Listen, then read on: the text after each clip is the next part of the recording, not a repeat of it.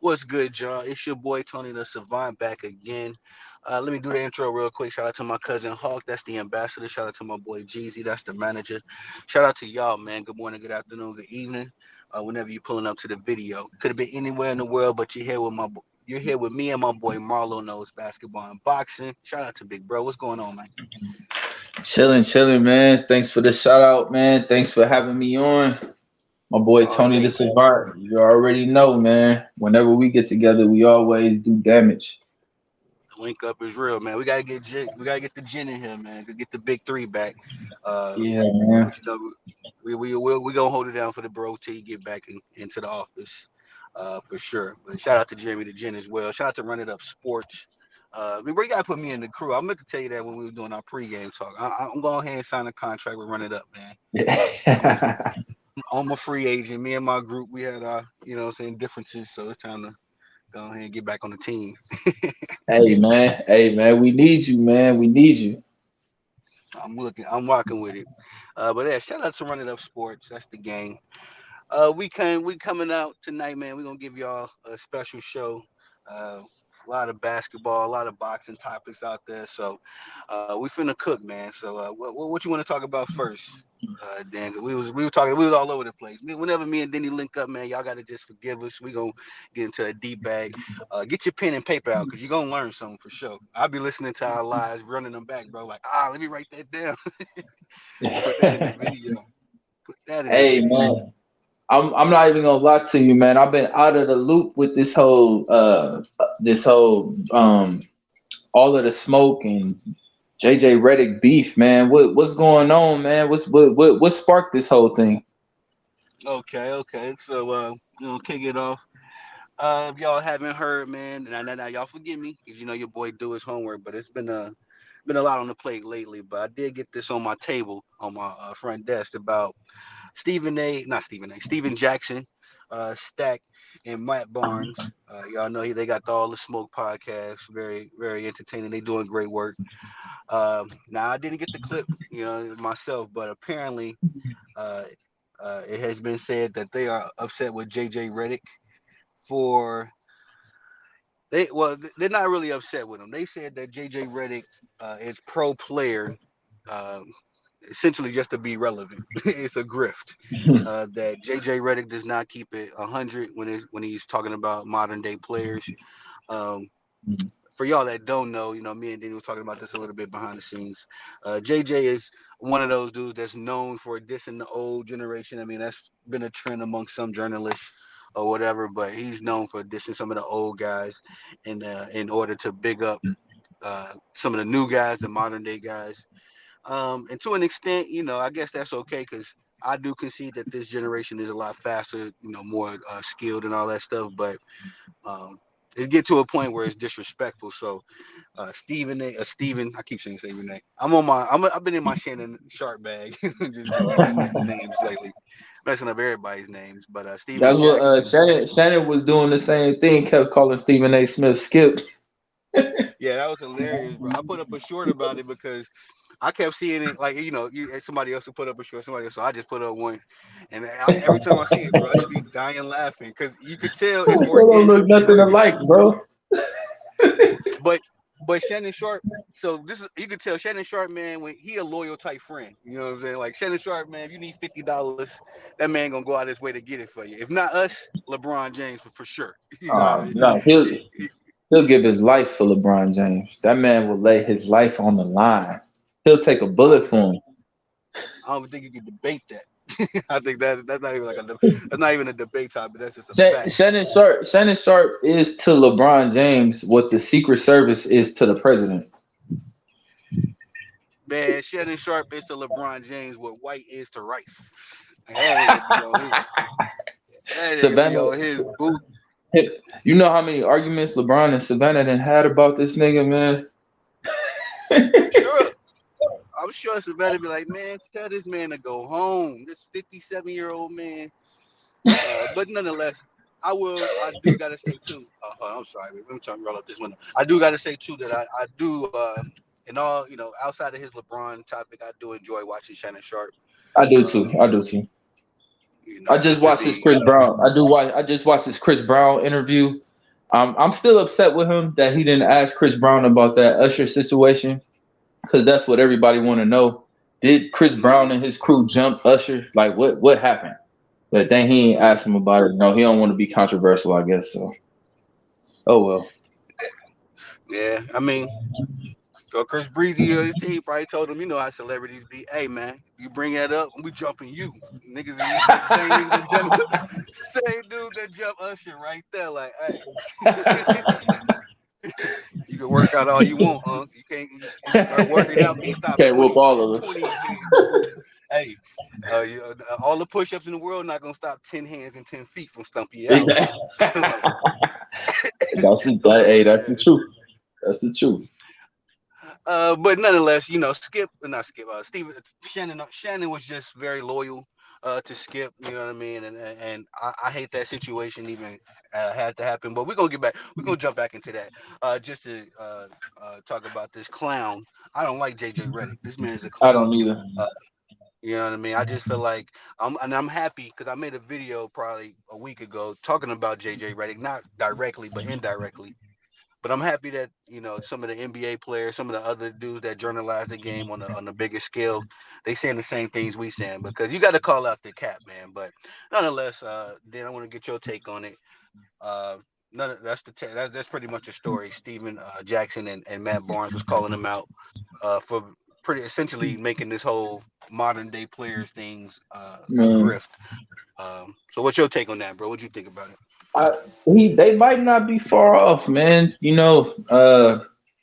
definitely may be trying to cater to the newer to what I'm saying, to the players that are playing right now. The players that are playing right now definitely are in the social media, in the podcast, things like that. Um, they definitely will do interviews with him. They're more likely to do interviews with him if he's, what I'm saying, on his knees. No pun intended. Yeah, that's a good but point. That's a good point. but what I'm saying? If he's kissing up to him and what I'm saying, Brown knows him, then they'll do his podcast. This is his new career. He's a media personality. He's been that pretty much since his career is ended. So he wants that to be as successful as it possibly can be. He's not really that much of a entertaining personality by himself. So he's gonna get over his podcast is gonna get over by what type of guest he gets. Yeah, He's not like a true. Stephen A. Smith or he ain't like Cameron and Mace like that. You can just make a podcast and just talk about it yourself, and people are gonna be entertained because JJ Redick is really a dry personality from what I've seen. Yeah, So maybe he's more outgoing behind the scenes, but I don't know. He's very very he's listening to him just by himself talk about sports is I might it's like NyQuil. You know what I'm saying? I'll put it on when I'm trying to go to sleep. yeah, yeah. That's a good point, bro. I agree with you. That's a good point. That he probably just doing it to stay relevant. Somehow, some way. Everybody got a family to feed, so I'll shoot him some bail in that regard. But you can be an honest journalist and don't have to, be a Stephen A. Smith. There's plenty of guys out there that just kind of report the game in a modest way. I'm trying to think. Chris Broussard, he don't do too much capping. I enjoy watching him. Who else? Can you think of anybody off the top of your head that you enjoy watching that they don't have to do all the what Stephen A. B. the bombastic stuff? um, I like Chris Broussard. I like man, as far as mainstreaming, I like Michael Wilbon. Michael Wilbon is probably the realest one out of all of them. Like he the one that's always gonna keep it real. Like Michael Wilbon he's official to me. I feel like, and he a You know, OG. So it's something about all these dudes that I like and I don't like, and I think that's just kind of go with being a media personality. It's probably cats that listen to us that feel the same way. So, but like with Wilbon, I didn't like. Well, I'll get back to Chris Broussard. Chris Broussard, I do enjoy his basketball, football, whatever his sports takes. Chris Broussard does not like cats like me and you, Dan. Like he be really going hard on cats that the independent media or the dudes that uh uh and in his eyes ain't qualified because you didn't go to college. You didn't go to college to talk Yeah. sports or whatever, weird correlation that means to him. But and Yeah. Wilbon, I enjoy him. He a Chicago dude like me. But he be going hard on Kyrie, bro. I gotta stand up for Kyrie because sometimes these media, Stephen A, Kyrie, Shannon Sharp, they be doing a little too much for me. and Kyrie, he is Yeah. a personality. He is a lot to handle. But shit, who ain't? What name? I'm pretty sure Kobe was a lot to handle. You know what I'm saying? We ain't go Yeah. in on him every Well, time the man tweet. yeah. So Well, there but wasn't no and Twitter back same. then. No, not even. But to say like Kobe got heat, in the media, but we don't. I don't Yeah. remember it just being like cats Kobe just had trying to some get in his serious. character. Kobe had some serious. That was a serious situation though. That Colorado stuff. That came in as a serious situation. I think that's where most of Kobe heat came from, was from that Colorado thing, and that was a serious Hindsight, situation. hindsight 2020. Seeing that he was innocent and exonerated of that, I think Exactly. Kobe always knew he was innocent, and he was fighting against the same media like these, like Kyrie fighting now. Like when dudes just coming at you and attacking your character. I think these media dudes cross the line when they do that kind of stuff. And I gotta be real on that. As an athlete myself, it's like, bro, I'm gonna evaluate your game. I'm gonna evaluate your body language while you at work.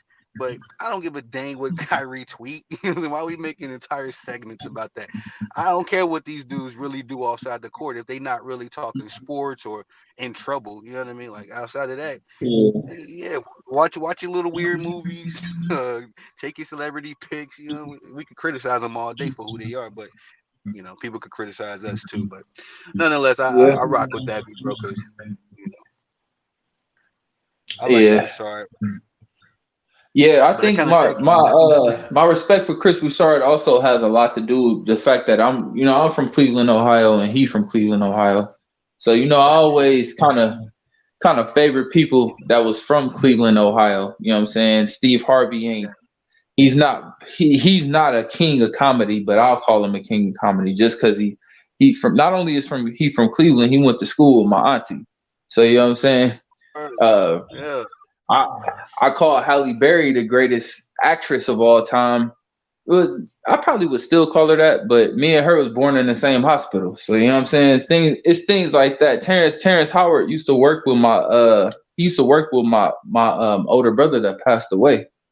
So it's things like that that I like when I see Hustle and Flow come on, I'll watch it. You know what I'm saying? Just because of yeah, that. But that's the same thing as Chris Broussard. You know what I'm saying? I got love.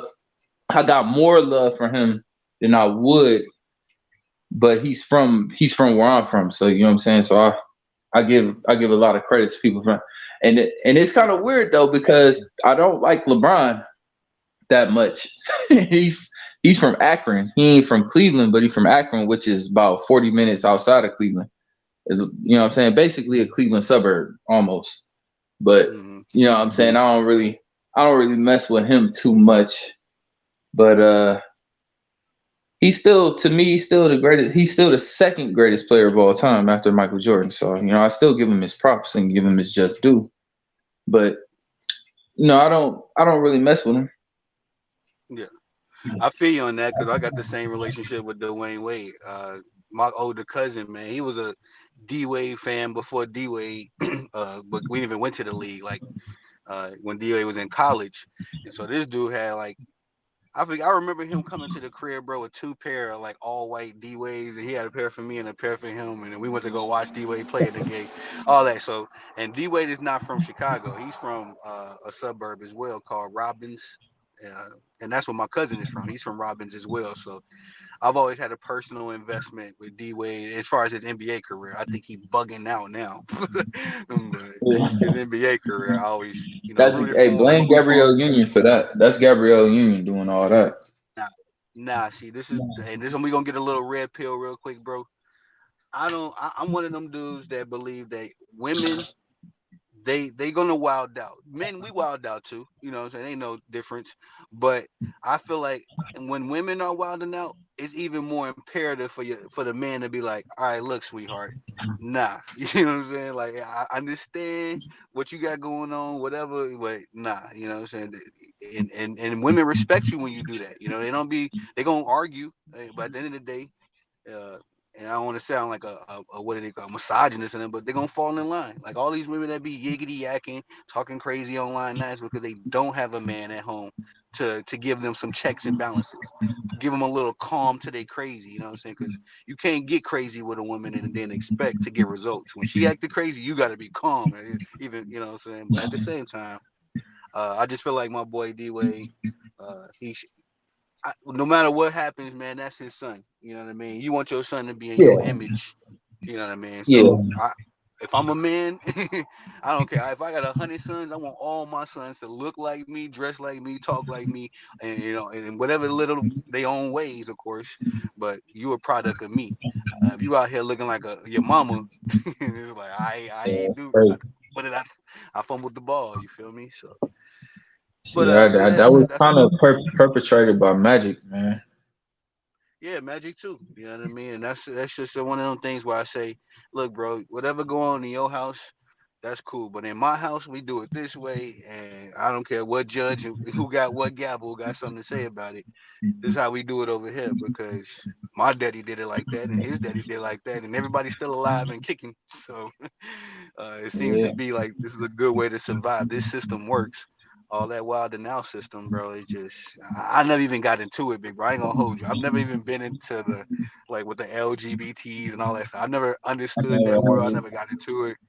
Thank God my parents kind of like protected us from that. You know what I'm saying? So it's all kind of new to me now what these cats be into. But like I say, it's easy for me to not think about it because it ain't going on in my house. And if it did, I'd be like, hey, you know what I mean? Yeah, But I mean, anyway, yeah, that's neither here nor there. yeah, that's what I say. It's another conversation for another day. I understand Gabrielle had a part in that, but I hold D Wade accountable, especially because he's one of my favorite basketball players. He's like, hey, bro, On on the I court, seen you go. yeah. Yeah, Mhm. I seen you alpha. I didn't see you alpha up. You know what I mean? I didn't see you take over moments, and you was playing alongside Shaq. You was getting coached by Pat Riley, and you was like, nah, bro, forget the game plan. We doing it my Yeah, way. yeah. I didn't see could he didn't he definitely took over that 2006 final series, man. He definitely was.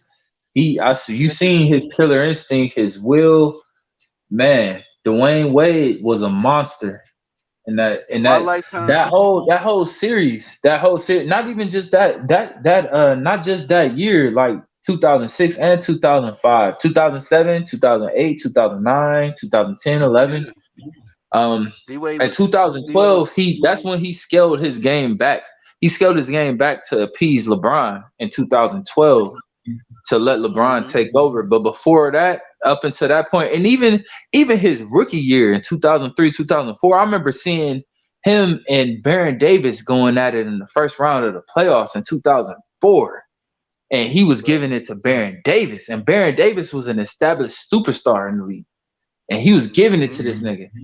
Like I doing this, remember. that like Dwayne Wade was he was the man. He was the man for a little while right there. You know what I'm saying? Everything everything D Wade was doing in Miami, big bro, let me tell you, he was doing it at Marquette. And I think he went to Marquette for a couple years. And this is why my cousin was so like, D Wade or die. This nigga was so D Wade, like he started cheering for the Buccaneers, all the Florida teams, and he lived in Chicago. Like, dude was crazy. But at the same time, I respected it because, I feel the same way about, I ain't gonna say I'm that crazy, I ain't no fanatic, but I got the same investment with Steph, Aaron Rodgers, Patrick Mahomes, certain dudes I didn't just watch before they hit the pros, and then when they got to the pros, they was doing the same thing they was doing in college. D Wade was one of them dudes too, and that's why I've always had like a personal investment in D Wade's basketball because even before he hit the league, when everybody started learning about D Wade, was like, "Yo, the Flash," I'm like, "Bro, this old news to a Chicagoan." Like, we love dude, what I'm saying, before he won the championship, but. You a savant of the game too, big bro. So I already know D Wade resume. You bringing up that rookie year. I remember that game specifically. Him and uh, Baron Davis. I remember the championship run. Like I always say, that's the second greatest championship run in my lifetime. Outside of the Michael Jordan runs that I got to see, it was just like D-Wade was on another planet, bro. You put Everybody you want put to that be. over you put that over the Giannis one? Yeah, yeah, easy. Cause but Uh-huh. this is the only difference. This is the only difference. Now Giannis was in more of a takeover mode, right? But nobody was expecting D Wade to do what he did. We talking about in the hype of LeBron and Carmelo. Like they was comparing LeBron and Carmelo to Yeah, Magic they and was. Bird. They D they Wade they was a disregard. They didn't talk about D Wade like that. D Wade was exactly. He was an afterthought. Now, when Giannis was on his run, now Giannis, he earned his respect from the media. They didn't always give Giannis his flowers, but by the time Giannis was on his championship run, we knew Giannis was the best player in the league. D Wade's run was always phenomenal to me because it was unexpected and it was historic. Like what dude was doing, like I said, it wasn't new to me, but what he was doing was just like, bro, look at this, bro. This nigga really for the win a championship for the city. And everybody, I had some D Ways. I hooped in D Ways, had the jersey. You know, what I'm saying the city of Chicago really supported him at that time. But at the same time, it was just good to see because we've been watching him since some dudes since high school. I wasn't on him when he was in high school, but Yeah. that's just one of my favorites. Like how like I say, it ain't nothing like I like. It ain't none of my. I don't like to do like that, but how you cheer for LeBron or how you support LeBron, I support D Wade the same way. I don't. Who, me? Well, how you were saying, how LeBron from Ohio, so that's why I don't the cheer. important. I don't support him. I said that's it's. I said it's weird because I don't like LeBron and he's from Ohio. I said Oh, I support Chris Broussard because he's from Ohio. okay, my bad, bro. Yeah, okay, I missed that bar. Oh, I mixed my bars. I mixed your No, I bars, mean but I uh, immediately clashed with people that was supporting LeBron and argue with them because as soon as this fool came into the league, they was trying to say he was the best right, immediately. right, And that's I'm crazy. like, my whole, you know what I'm saying? The whole reason why I even played basketball or did anything with a basketball is because of Kobe Bryant. And even if a guy comes up and he's from my city, I'm not about to turn my back on the guy that made me want to play basketball. So you know what I'm saying? I'm arguing for Kobe. And since when LeBron came into the league until the time that Kobe tore his Achilles, it was always Kobe versus LeBron. It was always Hmm. Kobe versus LeBron, and I was always on the Kobe side. Yeah, me too. Always. Me too. And Kobe always outside of because we forget too, like when LeBron was on those historic teams, like those not historic, but those Cavalier teams that was winning, record 66 games a season, those 60 win Cavaliers. That was during the time 07, 08, during when the Lakers with Kobe on the roster was at their lowest. So when people be comparing they win loss records, I think it's like Kobe is 6-13 against LeBron. It's like, bro, the years it just happened to be those years where right after Shaq lost. Shaq left, and the Lakers was abysmal. The Lakers couldn't get Kobe no help, and he was balling out of control. But during that same time, LeBron was on one of the best teams in the league, let alone the best team in the East. Of course, his team was going to knock out And those. no, I feel where you're coming from, but I gotta cut you up because it's they talking about regular season games. Like we're not Right? talking Yeah. about what was done in the postseason. Like, come on, man. Is Well, they you never talking met. They about never regular met up. season games? Yeah, Yeah, they we never talking about met up regular in the season. in the yeah, they never met up in the postseason, but we still talking about regular season games. Like you talking about one game out of 82. And another mention that you can, I don't know if you knew this, big bro, but when LeBron sexuals, the Bron Grayson, the Brondom. No, my boy said something the other day that was hilarious. Like the La Kingdom. Like, yo, when these dudes come out of nowhere with that 6-13 record, just let them know, bro. 1-on-1, Kobe shot 52% on LeBron James when LeBron James was sticking Kobe Bryant 1-on-1, and Yeah, LeBron James only shot 27. 27. LeBron 6'8", 220, 250, a locomotive. We've been hearing that since day one. And only shot 27% on a 6'6", 200-pound guard. Like, all right. So that's just another one of and them then feathers in Kobe's greatness. just the fact that they don't that LeBron was playing small forward and Kobe was playing shooting guard, and Kobe would still see, like, when LeBron start going off, Kobe would still say, "Move out the way, I got him." Yep. Like, that's No that one. Kobe was known for that. When somebody started going off, he did it to LeBron, he did it to T Mac, who Iverson, whoever it was. If somebody else was guarding him and that player was getting off, Kobe's gonna tell whoever's guarding him, get out the way, I got him. He's Yep. always gonna do that. And that's one of the main reasons why I feel like Kobe is the greatest Laker of all time over Magic. Magic was the opposite. When the game starts, Magic gonna look at who's the best offensive player on the opposing team, who's the worst offensive player on the opposing team. He's gonna try to, unless if the worst player on the offensive team on the opposing team offensively, the worst offensive player, if he isn't a center, Magic gonna look at him and say, "I got him." Hey, Magic, I got a hot take. I got a hot take for you, big bro. I don't know if I ever told you this. And I think we did go through our top 5, top 10 a long time ago. But you know, I got Kobe as the second greatest player of all time over LeBron James, long by a long shot. you got him after Jordan?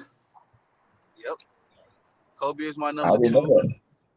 Yeah, Jordan my I got one. him at number 3. Yeah, you damn. I got Magic at three. You got Kareem at Magic at four. 3? Yeah, I got Magic at three. Kareem at four. Okay. It's really a tie between Tim Duncan and Larry Bird for five. But just depending on what day I Hold am on. and who I'm talking to. Ho- Hold on. Say it. So do you know your top 10 by heart? Yeah, Give me let's your do it. top 10 right now. All right, so I got, and I really capped because I got Steph is my five right now. Steph is in my top five. But anyway, I got Jordan, Kobe, uh, Kareem, Larry Bird. No, no, not Larry Bird. Who did I say was my four? Kareem's my four. No, I had Magic at three. I got Kareem at four, Hmm. Steph at five. I go with Tim Duncan at six, Larry at seven, Wilt at eight. Uh, I know it off the top of my heart. I just ain't did it in a while. Hold on, give it. Shaq at nine. Hmm. And who did I have in my 10th spot? Hakeem, Dream. Oh, okay. Your top 10 sounds similar. It's a lot similar to me. It's like all the players that I have, except in different positions, except for Yeah, I Wilt. think I we. don't got Wilt. I don't got Wilt in my top 10 at all. Yeah, I recall when we did this. That like our fives look similar because you had Shaq way higher than I had him, and Nah, not way. It was in a similar position. I'll tell you my top 10 right now. And I know mine by heart because I didn't debate it with myself about it so many times until I just settled on one that I felt like was, nah, this is it. I got Jordan number 1. I got LeBron number 2. I got Kobe number 3. I got Tim Duncan number 4. I got Kareem number 5, Magic at 6, Shaq at 7, Bird at 8, Hakeem at 9, and Steph at 10. hold up, I gotta switch it up. I just had to. My heart won't let me let this go on record.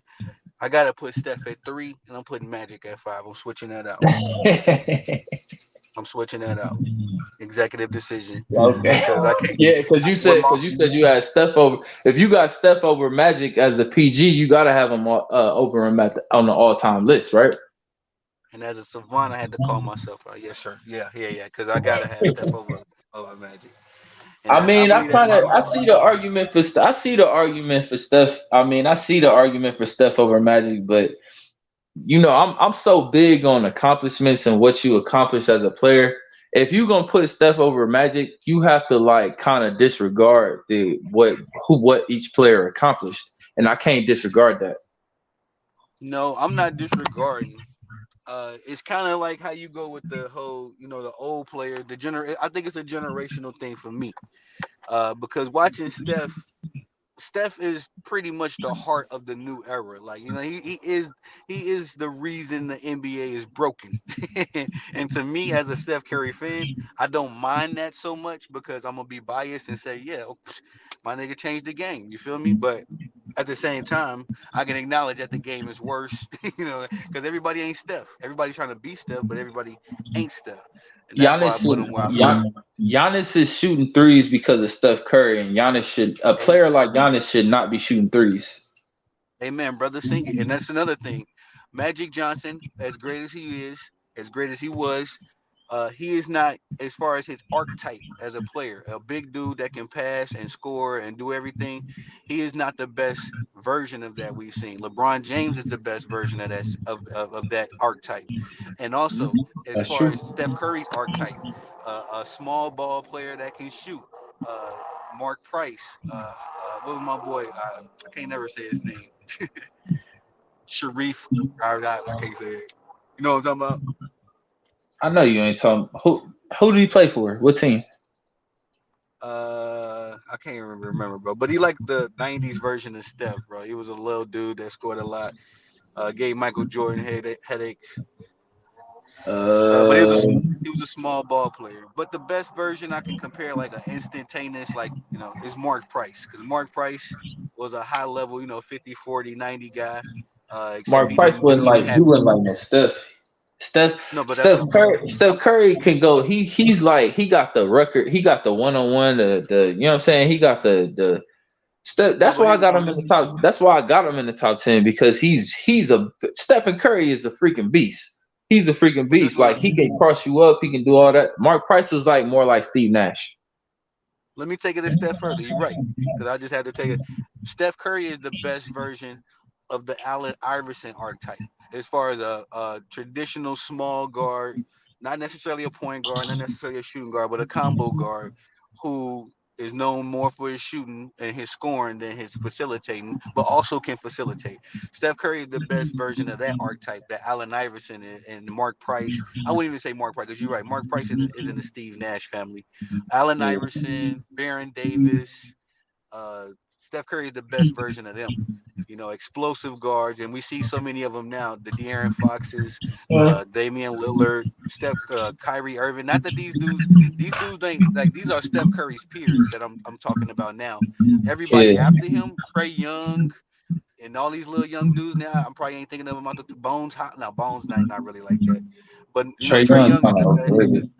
Yeah, he kind of Trey Young is overrated. the Trey Young has much success in the league as Luca. Everything that Luca's done, Trey Young has done down to the T. So it's like Trey Young is just in a worse situation because Atlanta Yeah, is the that's Cleveland true. Browns of the NBA, bro. We know. Come on. And I'm not no diss to your boys, no diss to the dogs, but Hey, as far as even with we almost made it to the conference finals. We almost made it to the NFC champ. I mean the AFC championship not too and long ago. y'all look damn good in week one. I mean, my boy Deshaun came back, rushing touchdown, passing touchdown, so he back on his 2020 ish. I'm watching my boy. I like Deshaun. So Yeah, I'm getting back into the football, man. oh yeah, we gonna get into that. It's really the gents bag. Like I don't really talk football like that. I've been That's my boy Jeremy. yeah, gent. He know everybody cousins. He know everything about the NFL. So but as far as the Atlanta Hawks, Trey Young is in the Cleveland Browns of the NBA, bro. Like he's a shining light. He's doing what he can. He's getting these niggas to the playoffs. Let's call it what it is. And so, uh, and as far as all of Luca's achievements, Trey Young has the same achievements. So we can't say Luca top nothing and then not put Trey Young in that conversation. Trey Young's a top 10 player right now. He's just highly underrated. If he was playing for the Lakers or shit, I'm telling you, he'd be higher rated. I have to look this up though. I think Luca has been first team All NBA. I'm pretty sure Trey Young hasn't. I'm pretty sure. If okay, as far as I'm talking about team success. I don't know individual success. I know Luca's been in the MVP candidate, like a high candidate for MVP. But as far as taking each team to the Western Conference, Eastern Conference Finals, they both done that. They both are all stars. You know what I mean. So as Yeah, far and as I team don't know success, that I don't know that for sure because I never looked at Luca's resume like completely, so I don't know if he's made first team All NBA, but I'm guessing that he has just because of his status. It seemed like his status is just way higher than Trey Young's. And want to know why? Want to know why? why? Because Luca's in Dallas, bro. Dallas is a big market city. If Luca was in Atlanta Atlanta's a and big Trey market, Young, just as big. You don't think Atlanta's just as big a market as Dallas? Atlanta I doesn't would have say any so. team success. That's the difference. Dallas has a history of team success because of Dirk, Oh albeit, yeah, but well, the Cowboys you mainly. know, Cowboys, yeah. Texas is just has so many successful teams out here, and like you know what I mean. It's not as much pressure on Luca to win right now. We talking Yeah. about Luke. Trey Young got to pull up. Who's the owner of the Atlanta Hawks? Let me ask you. Who's the owner? We don't know. The niggas is Shit, hell, abysmal. who knows? They are abysmal. They're a debacle. They're a horrible front office. And Trey Yeah, Young even said this. He had an he interview. got I don't mean to them. get off second, but he said this. He was Yeah. like, "Bro, I've had three different coaches in 3 different years, and I've had success with each one of them. I don't know why either. None of them have been fired, but the media will say that I'm a coach killer because the organization fired the guys that I'm having success with." He was like, "I'm hoping that my next coach is my Steve Kerr." You know what I'm saying? He's like, "I'm looking every coach that I've had success with. I didn't want them to leave, Yeah, and but that's just I don't crazy." think Steve Kerr ain't the reason why the Warriors did what they would have did the same thing that they did with Kerr with Mark Jackson. That's one of the things that I really regret because I feel like Mark Jackson got he got a raw deal with that, man. He got a raw Bro, deal because he helped put that team together. Steve Kerr just came and reaped the benefits. bro, they brought Steve Kerr in because Steve Kerr was has experienced success in the NBA. That's the difference between Steve Kerr and Mark Jackson. Mark Jackson ain't won nothing, albeit he's the assist leader or something like that. You know, that's a LeBron As award. a You know what I mean? player, He ain't won nothing. Steve the Kerr has Mark won. Jackson was a lot better of a player than. But I mean, if you put Mark Jackson on a play on the team with Michael Jordan, then he gonna win the same way Steve Kerr did. Because of Michael Jordan. But And that's not that's to why say that Steve Kerr. Steve Kerr won because of Michael Jordan. But here's the thing, though. That thing, and I'm saying And this as not a only Chicago Michael Bull. Jordan, Tim Duncan. Well, I'm saying this as a Chicago Bulls fan, bro. That championship shot in '95 or '96, whichever one Steve Kerr hit, that shit was that he was doing that all season. You know, then Steve Kerr hitting them little mid range threes, twos. Steve Kerr was a low rate Mark Price, a very low Nah, rate he Mark was Price, but he was he the was a same. replace. I'll tell you exactly what he was. He was a replacement Mark Paxson. John Paxson. Oh shit, John Paxson. My bad.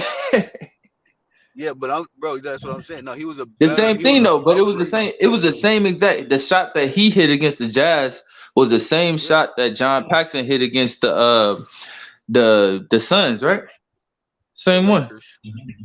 No, he hit that Was against the that was Lakers. against the Lakers? He hit that against all Yeah. right, but against the Lakers. But it was the same. No, He filling that same void. no, for sure. Yeah, no, that was his role on the team. But I would contest that Steve Kerr was a better version of John Paxson. Like Steve Kerr is a John Paxson and Mark Price if they had a baby. You know what I mean? And I'm telling you this as a Chicago boy. I was seeing the local games, bro, the Charlotte Hornet games, the Orlando Magic, the insignificant games. Steve Kerr was doing them same things that he did in that championship game all his whole through the whole three-peat. That's why he had to got Yeah. that deal with that's why he got that deal with San Antonio as soon as he left the Bulls because they were like, "Man, come run with us, bro. We need that on our team." And what he do the But very next year, he went on. Steve Kerr is the only player in the league to four-peat, bro. but He's the only player to four-peat. if you remember that year before it was let me see. I think it was 2 years before because And he hit a big when shot. Stephen Curry started emerging in 2013, the first time that I said that Stephen Curry is gonna be big in the NBA, the pause, no pun intended. But the first time that I realized that he was gonna be a big deal and that he was gonna be one of the superstars Pause. is Pause. that Pause. is that Yeah. Oh yeah, yeah. My bad. Big deal. Big pause. Uh, On my ears with it is. Them niggas is tripping. but Default, everything. but yeah, dog. I'm saying when I realized that he was gonna be one of the best players is when he had that 50-point game in Madison Square Garden in 2013, and that was Oh under man, Mark Jackson. facts. But you know the And, problem with Mark Jackson was like, who was that coach? My boy that let Michael Jordan run amok. Doug The Collins. before Doug Collins. Mark Jackson was like Doug Collins, bro. He didn't he didn't really have a structure. Now he developed Steph all those, but they didn't have a structure. They didn't have a system. When they got into that supreme picks, ball movement stuff, that's under Steve Kerr. Now that's what I'm doing as well. I'm not saying that I'm not giving Steve Kerr more credit than he need, because if you would have put the right coach in that situation, they would have got the same, got the same juice out the orange, if not more. Because I feel like Steve Kerr, he he he understands championship structure, but he's not a championship leader. You know what I mean? So like a Greg Popovich is a championship leader as well as a championship coach or setter. Steve Kerr can come in and tell you all the Michael Jordan stories. He can tell you all the Tim Duncan stories. He can motivate you and let you know what those teams did to become successful.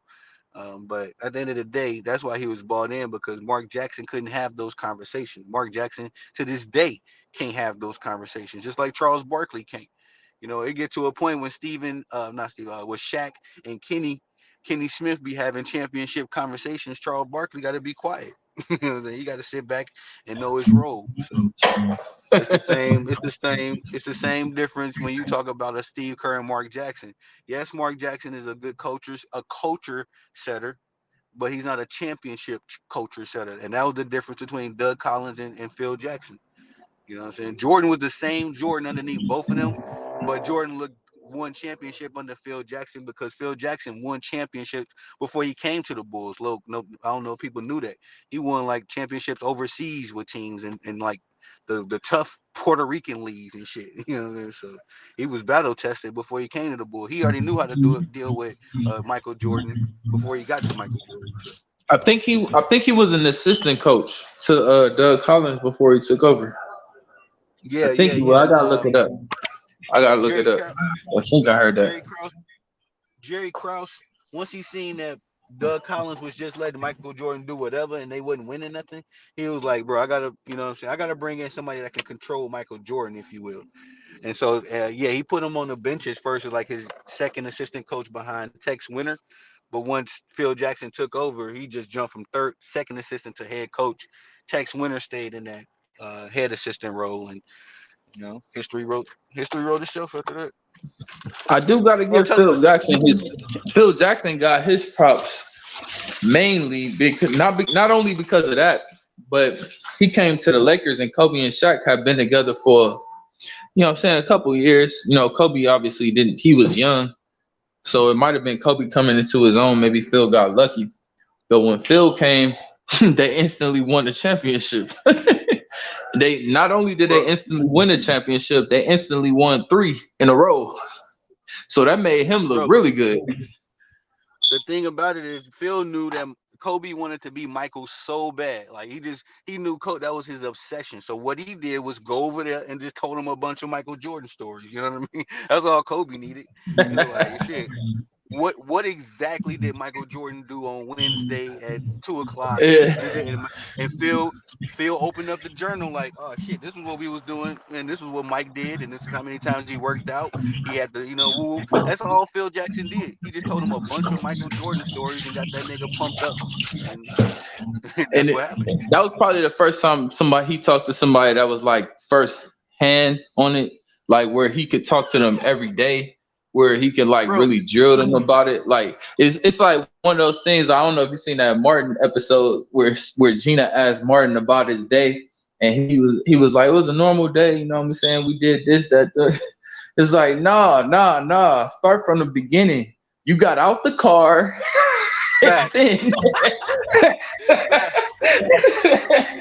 Kobe was That's probably how. asking questions like that, like, "Nah, what Yeah, happened?" He got out his car and then he walked and he ran into the guy. And then he did this. Oh, Like, now now I want to slow know down, slow everything. down, slow down, fam. How fast was he walking? Yeah, nah, facts. Right, And you exactly. know How he, fast was he looking? Was he looking straight forward, or was he looking at his shoes? Like, what was he looking at? Did he go to the bathroom when he first got in the building? Like, he was probably bro. asking specific questions. And I bet you, Phil probably went as far as you know. What I'm saying, hey Mike, come on, pull up to the practice real quick. Don't even dress up and play. Just surprise the little nigga. You know, what I'm saying? Just Yeah, come in here and show up. Kobe get the nah, wring his panties, boy. Like, oh, that I'm was like, his boy, man. I mean, Jordan talked to at his I don't that wasn't his actual funeral, but I think it was memorial like tribute. memorial thing, you know what I'm saying? And he said that Kobe, once him and Kobe like got close like that, like Kobe would call this nigga at 3 in the morning, like, man, what do you do when you know what I'm saying, you got a nigga, he put his hands up, you head fake. Do you spin over the left shoulder or do you spin over the right shoulder? Like, you know what I'm saying? Like, he's asking this nigga specifics. Like, and that's why he got so good, because he not a lot of people are gonna do all that. A lot of people, when Kobe's calling Jordan and asking him these questions, a lot of other people in the club, like James Harden in the strip club, making it Yeah, rain. Like, and he asking little, he not asking great basketball players questions. He asking little baby and Dub Baby. You know what I'm saying? James Harden. What James y'all Harden do is last? James Harden is in Khloe Kardashian's DM saying WYD. Like that nigga ain't thinking about basketball. He ain't playing basketball, bro. Nah, And that's just another nah. testament to greatness. That's another testament to greatness, man. That just shows you that this is what I love about sports, man. Because Kobe, Michael, LeBron, to an extent, it shows you that only the strongest survive. You know what I mean? Like if you want to be the best of the best, you got to put in the work. You got to ask the questions. You got to Yeah. take the time. And if You you know what I'm don't, saying? no matter how good you are at something, you will never be great. Because James Harden is good at something. You know what I'm saying? He Yeah. better at basketball than me, but he ain't gonna never be great. Yeah. You know what I'm saying? And nigga, I ain't trying to But be he great at also basketball. he and one of the reasons why he's better than you is probably because he's like a whole foot taller, and that's a blessing from God. Man, they ain't got no size. Bigger you are, the harder you fall. I didn't have plenty of dudes, quote unquote, play Yeah, overseas and all that stuff. And I didn't work them. You know, and nigga 6'6", and I'm just getting right under yeah. them, using the But rim. my, You my can't point block me. my point is, with your skills that you have right now, you put a whole foot on top of that. You think you wouldn't be better? Man, yeah, no facts. Yeah, and I'll probably be in the league, sir. You know what I'm saying? Exactly, exactly. But a dude like James Harden, you know what I mean? The main difference between me and the James Harden is somebody was in his life pushing him to be in the NBA. You know what I mean? I didn't really the people that was pushing me in my life wasn't pushing me toward the NBA. So, maybe if that was my quest, my fate, then yeah. But at the same time, that nigga is good because he gets more repetition. You know what I'm saying? He ain't gonna never be great because his mentality. You know what I'm saying? A Greatness lot is of a mentality. a lot of these niggas are better because they taller. To be honest, That's it. I That's think all they I are. mean that's what it is. Being taller Tall makes for the nothing. game easy. It remind me of Jason Whitlock. Some dude that he went to college with said that he was big for no reason, and he still is. I'm like, that's crazy. I know Jason he Whitlock should. used to look. Jason Whitlock should have went into sumo wrestling. I wanted to ask He you. he would have been a beast. I wanted to ask you, bro. Just to segue into another topic. What you think about this Errol Spence Terrence Crawford rematch at the catchweight? You think Terrence uh, I switching up his think suit? Terrence. I think Terrence Crawford is doing that because he don't want to fight this nigga again, and I I don't blame respect him. that. What's the point? I mean, what's the point, man? I already just whooped you like this. Like, what do you think is gonna change? Nothing. Nothing's gonna change, man. I Fact. don't blame Terrence Crawford for doing that. Like, I think he should do that because Errol Spence trying to activate this rematch clause is getting in the way of, I know you didn't see me continuously making videos about Terrence Crawford fighting the winner of Canelo and Jermell. Yeah, That's the facts. biggest Yeah. fight in boxing. That's Yeah, the fight that boxing needs. Like I'm all for fights that, and you know what I'm saying, I was an Errol Spence fan and everything like that. I want him to get his redemption, but not right now, man. Because this is the biggest fight in boxing is Bud Crawford versus the winner of Jermell and Canelo, and Errol Spence is trying to get in the way of that, and I'm not feeling it. I respect that. I respect that 100%. I feel the same way. It's just. I think Arrow's pride in the way, in a way, is in the way, but I can understand too because it's like they already pre-agreed on it, and I understand Bud trying to move forward and make stuff happen. This is my only knock to Actually, Bud. Bud, hold on. Let me say something before you say that. Actually, the agreement was in the contract was the stipulation was if you want a rematch, it has to be at 147. Errol Spence already said he can't make 147. So he's relying on Bud to agree to what he's talking about. Like, if Bud can just say, if you can't make 147, then it's off. Which is yeah, what I think Bud should do, because that's not the big nobody. I don't want to see it. I don't want to see a rematch. I want to see Bud Crawford versus the winner of Canelo and Jermell. That's the best fight for boxing. That's the best. That's the fight that will get the most eyes on the sport. That will get the sport more popping. I want what's best for the sport, man. And Errol Spence versus Terrence Crawford in a rematch is not the best thing for the sport. I agree. I think it would have been good for Arrow to fight Keith Thurman. You know what I mean? Take that little tune up or another big fight that's on the plate. They already had some build up. They already got history. And you could do that at 154. Shit, Bud already talking about moving up two classes. You think, what I mean? By the time he get done boogieing with Canelo, you might can catch him out, and catch him off guard at that point. But that's why I If say I think Bud fight Canelo, he gonna retire after that fight. and I don't blame him. This is my only knock on Bud, man. As much as he's gained my respect, with that Errol Spence fight, I still got a disdain for him because he's waited so long in his career to start taking these mega fights. Like, he's had quote unquote big fights before, but he was 30, what, 33, 34 when he fought Sean Porter.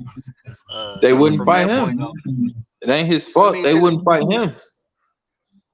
and at the same time, okay, then you take somebody. You know what I'm saying? You go get you a Keith Thurman. You go get you a Pacquiao. You know what I I mean? think we're And I that's know what that. I'm saying. Like, I think the biggest thing with Bud, where and it goes all the way back to, like, people say that Pacquiao got robbed against Jeff Horn. If Pacquiao would have beat Jeff Horn, I think Pacquiao would have fought Keith. I'm sorry. I feel like Pacquiao would have fought Terrence Crawford, and if Terrence Crawford would have beat the hell out of Pacquiao. If Pacquiao and Terrence Crawford would have fought, he would have beat the dog shit out of Pacquiao. I'm Yeah, I not can see. that. And that's no lie. He would have beat Pacquiao up. Like, he would have. It would have been a lot of people hating him, but he would have been so huge because he would have been the guy that, like, destroyed Pacquiao. And I do truly believe he would have destroyed Pacquiao. You seen how Pacquiao got beat pretty badly by Ugas. To me, it looked like a bad beating to me. Yeah, not yet. Lucas was huge. Fight was huge. Ugas beat Pacquiao ass. If if that was Terrence Crawford would have done it 10 times worse. Well, that's my point. Now you take Ugas. So Ugas a welterweight, a formidable opponent. I mean, yeah, Keith Thurman running. Uh, who else? You got Danny Garcia out there, man. You got Mikey Garcia out there. So many fights that you can't Oh, choose. Mikey Garcia is retired. Mike is well, yeah. Now I'm talking about years ago, when Bud first came into first moving up weight and talking about coming to welterweight. But You immediately talking about everybody, Bud? yeah, immediately everybody was talking about him and Arrow. But Yeah. I wanted to see him go against Danny. I wanted to see him go against, maybe Keith Thurman. I mean, pick it up a little bit. Why did this upset Keith me? Thurman. Keith Keith was not gonna fight. You could stop saying Keith because Keith was not gonna fight him. He was not gonna fight him. Like Keith Thurman. So, all right, I'm not even gonna talk about you. You gotta watch that video, man. I break down everything. Like it's like year to year, from 2016 when he beat Sean Porter to when he beat Danny Garcia in 2017. Keith Thurman became a joke, and I'm sad. I don't want to. It's sad to say it, but it's that's what happened. It's Yeah. just that's what happened. He became a joke, and it's not anybody's fault but his. He's the one that kept refusing to fight. It's so crazy, Like man. how you go to all right, so I'm gonna say this though. So from 2000 so in 2017, Keith Thurman beats Danny Garcia. How you go from 2017 to 2023 and you only fought 3 times? 3 times. Yeah, it's crazy. And now he One of want all. those times you can make an excuse and say, I fought Pacquiao. Oh, he's one of the greatest of all time, and that's why I lost. All right, but you also fought Jose Cito Lopez, who was a journeyman. He's a Mhm. journeyman. A journeyman meaning like he's not that good of a fighter. He's not. Yeah. He's not good. He's not good. You fight Pacquiao, then you take a whole 3 years off, and you come back and you fight Mario Barrios. Bro, you know who Mario Barrios is? I heard his name. Man, Google Mario Barrios and Tank Davis. Tank Davis destroyed this guy. That's where I know him from. Destroyed him. And Keith Thurman comes back and he is the welterweight version of what Tank Davis is. Keith Thurman was the welterweight version of what Tank Davis is at the lightweight version. So you Mm. heavier than Tank Davis, and you was knocking niggas out like how Tank Davis is knocking niggas out now, but you can't knock the same nigga that Tank Davis destroyed and knocked out. You can't knock him out. And not only do you not knock him out, he hurts you. Like what are we doing? Like what? And then he comes back after that performance and still is talking like he the man. Like he man. Oh no, I only lost to Pacquiao and that was a barely loss and I only lost to Pacquiao. Like, come on, man. Come on, Keith. And you gonna hear me say that a lot in my video. Come on, Keith. Cause I was a fan. I was a fan. But I'm not feeling what he's talking about now. I can't get what he's talking about now is BS. Yeah. He just trying to stay relevant now. That's why I say Arrow should fight him, man. Just get him out the way. Come up off that, I understand.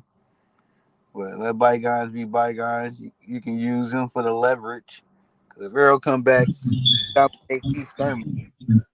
The You thing understand? is though, Keith saying he don't want to fight above 147. I would if I'm Errol, I'll say I would fight him if I'm Errol, but I would say you got to come to 154.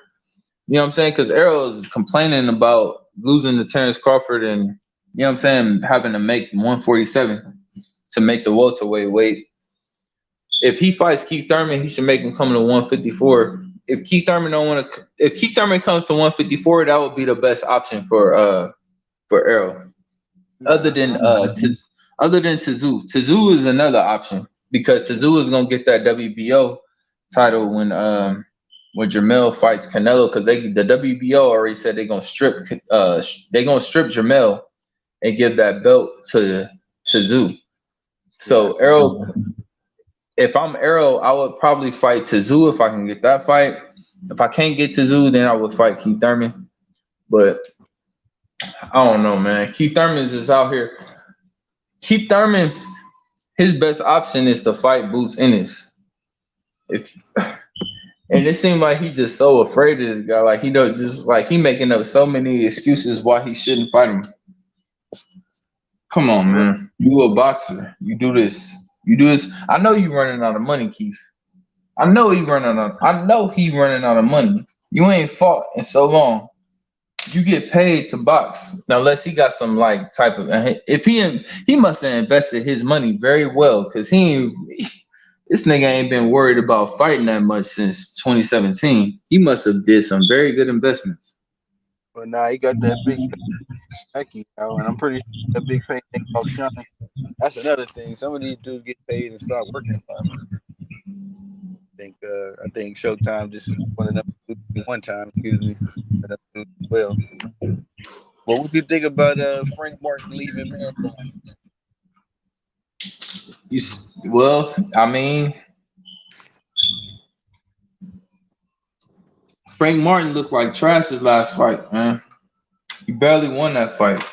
If he doesn't get that knockdown in the closing rounds, he loses that fight to a nobody. At that point, your career is damaged. I think his career. He was supposed to look dominant again. Exactly. Ask Mike Tyson how he felt when he lost to Buster Douglas. No, for real. I feel like you can't when you're a boxer, you can't lose to a guy like that. Like look at Teofimo Lopez. Look at Teofimo Lopez when he lost to Cambosis. He wasn't supposed to lose that fight, and Teofimo Lopez was on his way to the top. Like Teofimo Lopez would have not lost that fight if he would have knocked Cambosis out. His whole career would look a whole lot different. Instead, he got dropped and lost to Cambosis, and that messed up his whole flow right there. Look at Mike Tyson. Mike Tyson when Mike Tyson fought Buster Douglas before that fight, he was on the same level. Like people, and this is the whole world was putting him on the same level as like it was three Mikes. It was Mike Tyson, Mike Jackson, and Mike Jordan. Like they were all on the same level, all of them. Biggie even made a song about it. Like once he lost to Buster Douglas, he fell off that level. So now there's instead of three mics, there's two mics. But he was the third mic. It was a whole group. It was an R&B group. Mike Jackson, Mike Jordan, Mike Tyson. They were all on the same level, bro. Think about that. Think about being on the same level as Michael Jordan and Mike Jackson. Come on, think about being on, and he was on that level. Oh, right. He lost a lot in that fight. When he lost to Buster Douglas, he lost a lot. I mean, but that's I think you were like, this goes with Mike Tyson was a lightner. Had his hot couple years and went. But hey, that's the sport of all three of them too. One of them didn't one of them playing basketball. This nigga fighting for his life. 6 months. Well, no, he wasn't fighting for. Most of the time when Mike Tyson got in the ring, them niggas was scared of him. That's when he started losing was when niggas wasn't afraid of him. Yeah, Buster Douglas wasn't afraid. Buster Douglas wasn't afraid of him. That was a problem for him. He needed the nigga to be afraid of him. That's crazy. Frank Martin leaving man down. I don't think Derrick James are really investing the time in him. I think dude already 29, trying to accelerate his career. You think Shakur underball? You think he's lowball? You think you saying Shakur might have lowballed him? I mean, I think Frank Martin 1 million, depending on what the purse is. But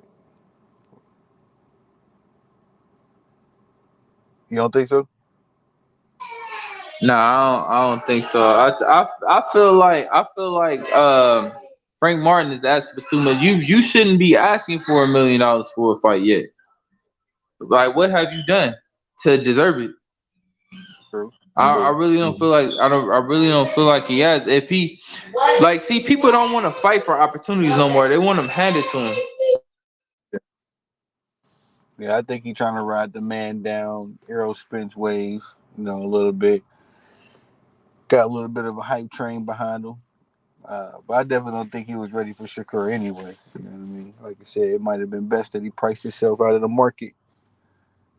Because Shakur would have. Yeah, Shakur would have cleaned them out anyway. So like, that's why I say, like, I feel like he's playing the game. Like, so he's acting like it's not enough money because he knows that if he gets in there with Shakur and Shakur just dominates him and, you know what I'm saying, just packs him up, that his career is gonna be over. So that's how he feels. So he feels like he's not ready. And that's the same thing that I said. I made a video about Frank Martin and Alicia Baumgartner.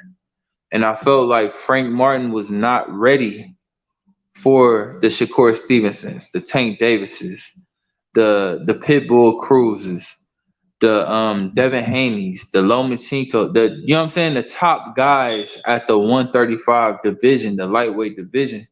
I felt like he wasn't ready for those guys. And I felt like if he fought one of those guys, he gonna get packed up. And he feels the same way. And that's why he's pricing himself out, which is smart. You know what I'm saying? I would say if I'm not ready for these guys and I feel like I'm gonna lose, I would rather price myself out of a fight than get my ass whooped Yeah. on national television. So I mean, that's because that once you get your ass whooped, your stock drops.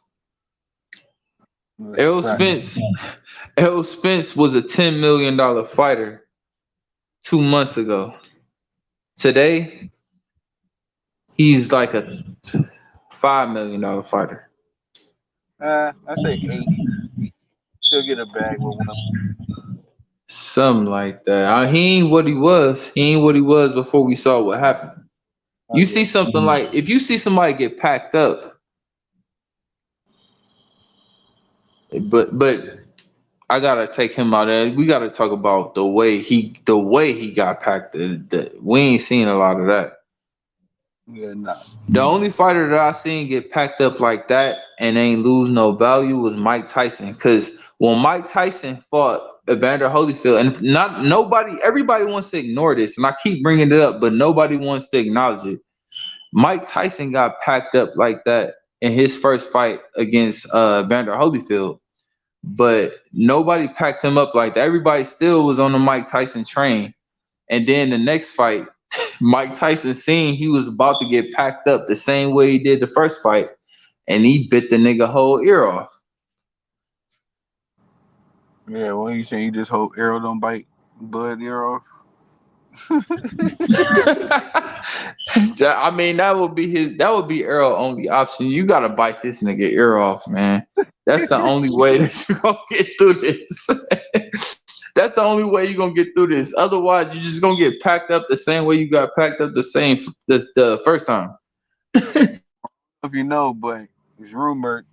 I seen a serious report out today. You talking about working with Floyd in order to get prepared for Bud. Did you hear about that? What's that gonna change though? He ain't no fighter. That's not how he fights. He don't know how to fight like that. You think Mm, Floyd gonna teach him how to be a defensive fighter? Come on, man. It takes I, years. For Floyd to become the defensive fighter that his father taught him from a young age, the Philly shell. You know what I'm saying? How to avoid that it's more important to not get hit and not get hit. Like Errol Spence don't know that type of fighting, man. Errol Spence his whole life has been taught fight, go forward, punch. He don't. Errol Spence ain't never ducked a punch in his life. You're not gonna teach him how to do that in 6 months. Yeah. It's not gonna happen. I say that I see a drastic change. I mean, he came out boxing like Ali. That's all. A difference. You said what? I said back when I was fighting, I was saying that he could come out and box like Ali. He got a totally different. Well, I would say he don't have to come out and box like Ali, but he got to be a totally different player, fighter. Oh, he can never box like Ali. He got a better chance of boxing like Mayweather than Ali. Yeah, Ali was able to. Ali was like the ultimate. When you look at when you look at the modern Roy Jones, that was Ali. Like yeah, Ali was able to just like be up on somebody with his hands down, and you still couldn't hit him because his reflexes were so flat, was so fast. yeah. Errol Spence ain't that type of fighter. He ain't nowhere near. Hell nah. Errol Spence. Errol Spence is Errol Spence is like a freaking. He's more like Joe Frazier. Facts. That's how Errol Spence fight. He's like a come forward. He's got a little bit of defense and a little bit of head movement, but his main thing is he's gonna throw more punches than you and try to knock you out, and try Yeah, to hurt you or try to out punch you or whatever. It's not gonna happen. He doesn't know how to avoid punches. He don't know right. how, and he's never gonna know how. Yeah, not in no 33. I mean, And yeah, I picked him before the fight, before the Bud Crawford fight. I picked him because I thought I overestimated his power. I thought he hit harder than I thought he did. That's the main thing. That's the main thing. I thought he hit harder than I thought he did, and I thought his ability to take a punch. I thought his chin was better than what it is. yeah, He was getting hurt a whole lot easier than what I thought he would, and his punches were not having anywhere near the effects that I thought that they would, body or head. Arrow got thrashed. Body Wasn't or head. His punches to Terrence Crawford's head were laughable. Like he was, and they showed it. Like the slow motion, he hit this nigga clean in his head, and Terrence Crawford didn't even flinch. And then they showed the body punch. He's hitting this. He was hitting Terrence Crawford the whole time in the body, and Terrence Crawford wasn't flinching. Spence doesn't have enough power for the way he fights. you think he was a little 147? I mean, that's it's possible, but I mean, you give him 6 more pounds. What would it be 7 more pounds? 7 more pounds ain't gonna help it. I If I was Errol Spence, I would ask Terrence Crawford to fight at 160. But why would Terrence Crawford do it though? Why would he do it? Like, what's the like? So he whooped you in front of everybody, and he has a chance to fight the winner of Jermell and Canelo. So rematch Spence or fight the winner of Jermell and Canelo. Which fight do you think is the better fight? Tony the Savant. Which fight do you think is the fight that you would turn on quicker? What Like, fight would you rather watch? obviously, you can start with Marlow, but I've a couple that we gotta Oh, I'm remember. sorry, it was breaking up. It was breaking up. You gotta say it one more time. My bad. Can you hear me? It's still breaking up. Really?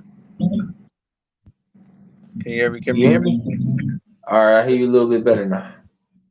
I was saying, I think that we ain't thinking about is two things really. It's the match clause where that Bud said he would honor.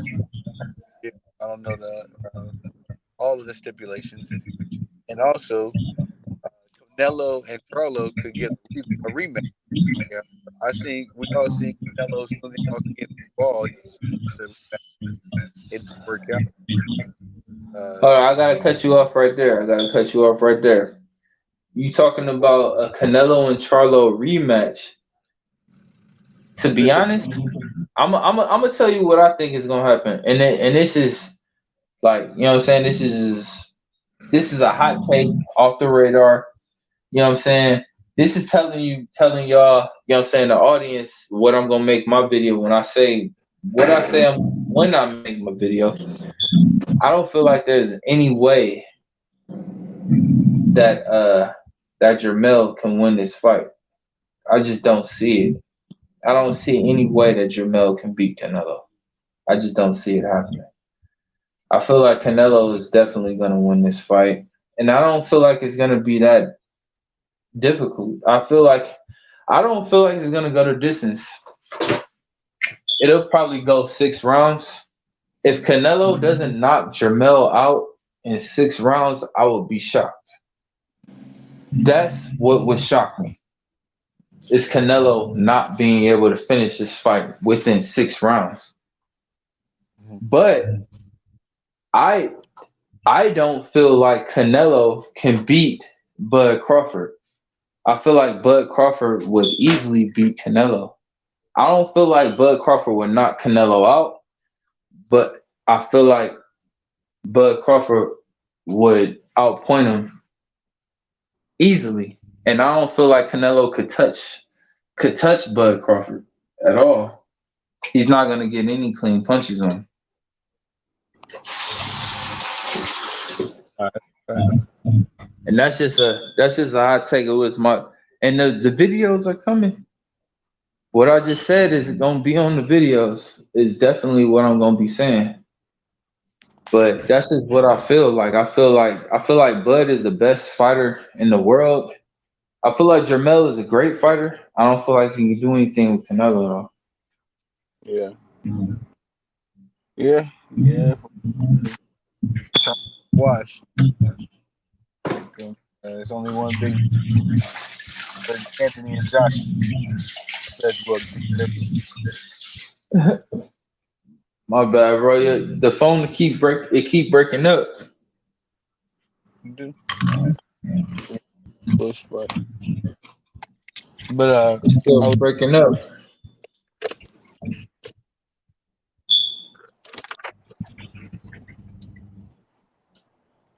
can you hear me? Testing, Yeah, I can hear you testing. now, bro. Uh, I was saying this. Yeah, if Canelo beat Charlo, from what I think I heard it from Blue Blood. Do you rock with Blue Blood? You watch him? Yeah, I do. He's saying that Charlo and Canelo could do a rematch.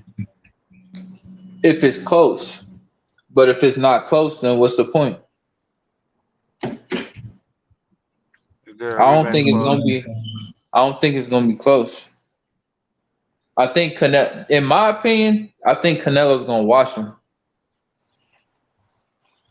You say before the 6th round? I think it's gonna be a wash, man. I think after the first 2 rounds, Charlo's gonna start trying to run, but Charlo doesn't know how to fight doing that. He doesn't know how to fight going backwards. He's always been the aggressor. So once he Mhm. has to fight going back, he's not gonna know. It's gonna be just like Spence versus Crawford, pretty much. How would you You got break a down guy. You got a guy Canelo? that don't know how to. You got a guy that's getting dominated and getting out strength, out speed.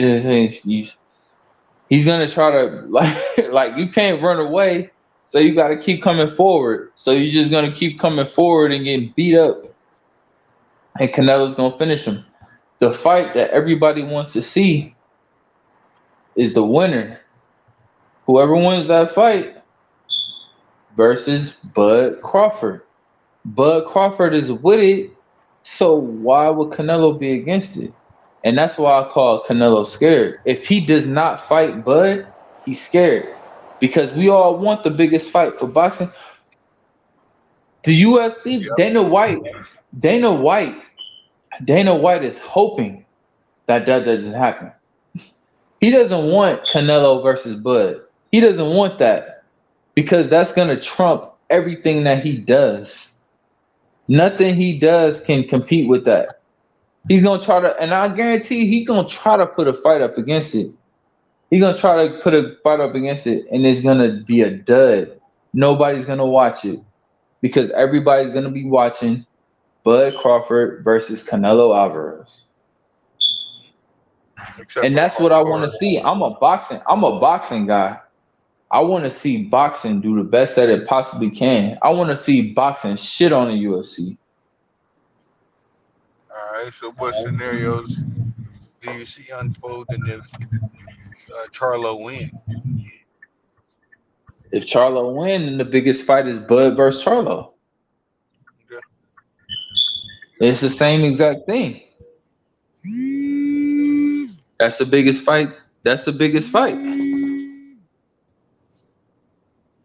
Yeah. I don't know. I don't. I gotta see how Charlo do against Canelo. Then we could We'll definitely find go out. back.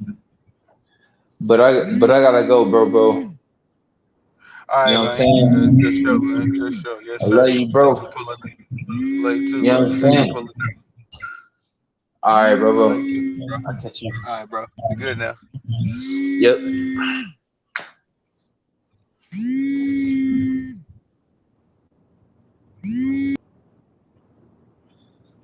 Yo, yo.